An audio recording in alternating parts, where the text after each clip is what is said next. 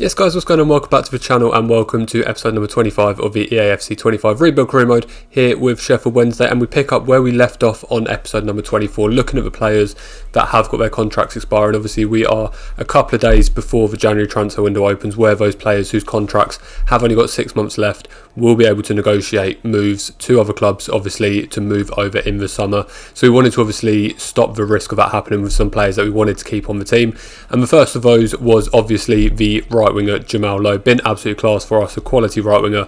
We've obviously got some really good wingers coming through the team at the minute. Obviously the youngsters, Alex Campbell, Devin Long.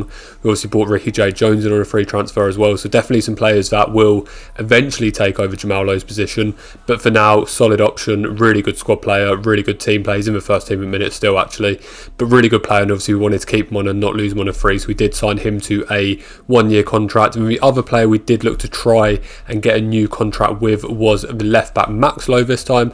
We wanted to put him on an important role. Max Lowe only wanted a crucial role, which we didn't want to give him. Obviously we've got a Marvy in that left back position as well, so we knew that they were going to be sort of rotating, so we didn't want to commit to a crucial and make the player unhappy. So unfortunately he did actually decline our contract offer. So if he can find a club to negotiate with, he potentially will be leaving on a free transfer come the end of the season. Obviously we'll still have him for the next 6 months, but yeah, it's one of those. Maybe we'll look to renegotiate in a couple of months' time and see where we are, if he is still obviously at the club. But for now, he's going to be potentially leaving on a free transfer. Chalobah, we weren't looking to re-sign Chalobah to a new contract. We've got Jenkins in that defence midfield. We've got good players in terms of Alan Campbell in there as well, Hayward in there as well. So we feel like we didn't necessarily need him for next season. And then the other two, Liam Palmer and Barry Bannon, as we've spoken about before, they are both retiring at the end of the season. But that's contract negotiations out of the way for this part of the episode, and we do move into the first game of the episode at home against Luton Town. And you'd see we did make a couple of changes in this team,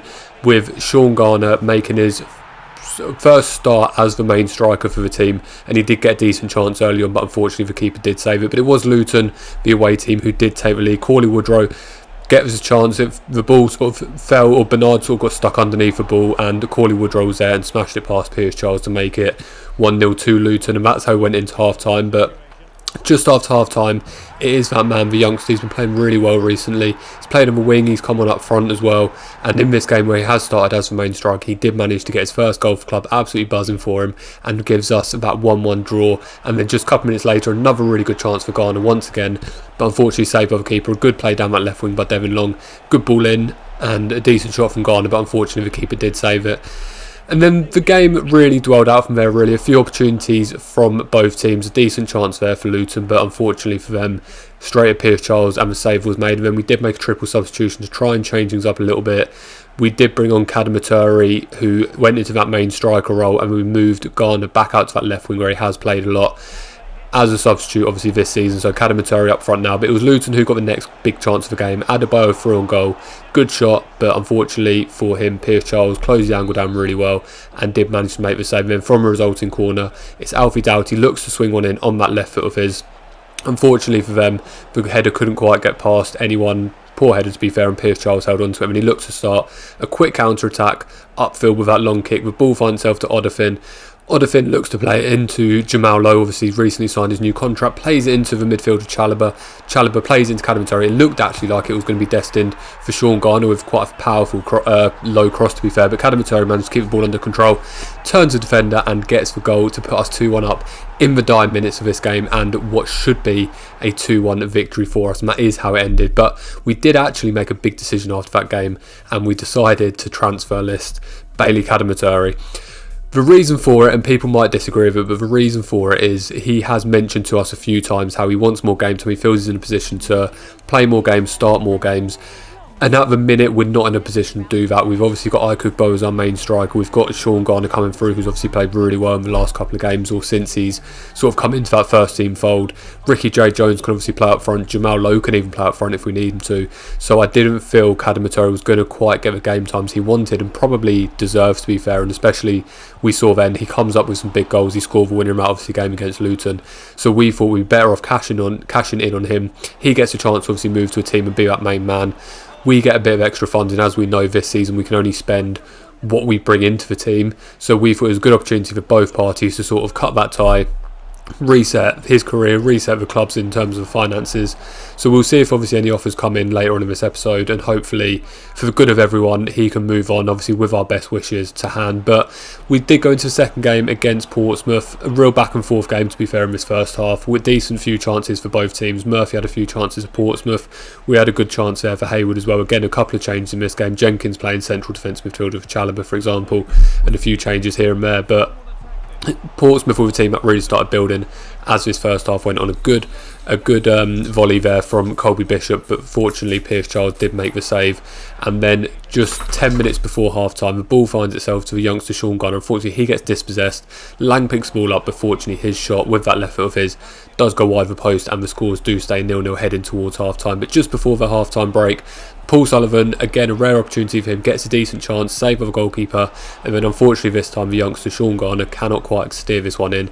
Good save from point blank range from the Portsmouth goalkeeper to keep the scores at 0-0. And then from the resulting corner, Iorfa gets a header but cleared on the line by the striker Colby Bishop, and Portsmouth look to break from there. Devlin picks balls up, plays it into Lang. Lang looks to play a through ball straight through our defence into Murphy.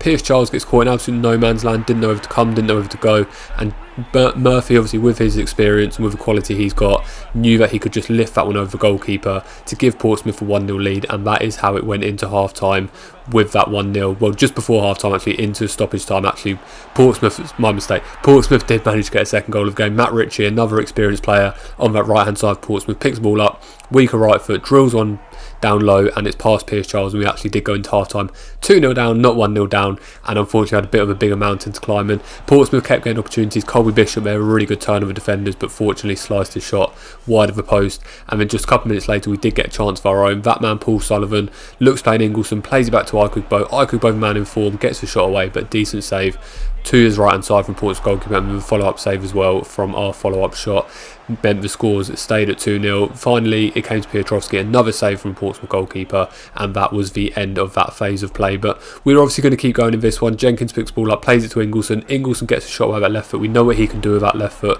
but unfortunately tipped around the post for a corner kick and couldn't quite find back of the net of that one. And then it's Ingleson who does swing the corner in. Iorfa once again gets a header, but unfortunately couldn't direct it goalwards, and it did go out for a goal kick.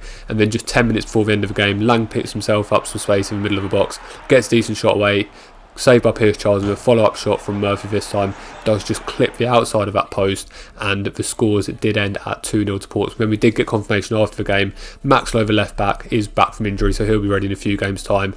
And then we did get what we were expecting after we obviously put him on the transfer list, a transfer offer from Norwich for Bailey Cadamateri. Still only 20 years old, so a lot of potential still there, and can definitely do a job for another championship side. It's got a market value of about 1.4 million. They put an offer in of 1.45. We wanted to try and get a maximum we could for Cadamateri. We went in with a little bit higher.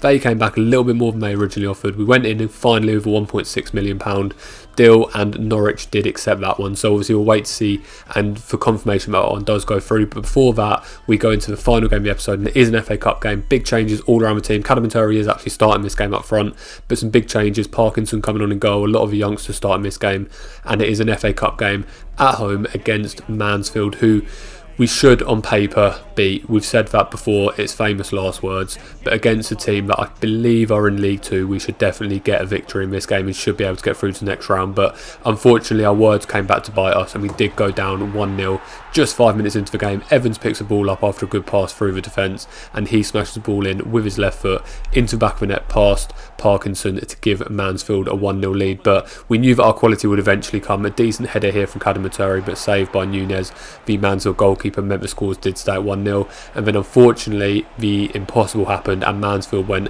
2-0 up, and it is Evans again. The ball played square, Evans got the shot, saved actually originally by Parkinson, but it just bounced off him, bounced back into the path of Evans, and Evans with a ricochet, it did go in the back of the net, and we were 2-0 down just before half time in this game, which we knew, although the quality we had, we knew it was going to be one that was going to be difficult to come back. And to be fair to Mansfield, they weren't lying down. Another really good chance there from point blank range, but not Pierce Charles, Parkinson in this game managed to close the angle down to keep the ball out back of the net, and then from a resulting corner it did go wide of the post, that header. So we did go into half time or just before half-time, we were 2-0 down, but just before it, we did manage to get 1 goal back. Haywood smashes the ball in the back of the net with that left foot of his, the young midfielder, and obviously being 2-1 down at this point to a League 2 team, we wanted to obviously get the game going as soon as possible to try and get something back. So 2-1 was how we went into the half-time break, but Mansfield, like I say, they didn't sit back, which a lot of teams would have done, and sit back and defend, and it was Evans looking for his hat-trick this time, gets a decent shot away, but a good save by Parkinson here, and then from a resulting corner, plays it short.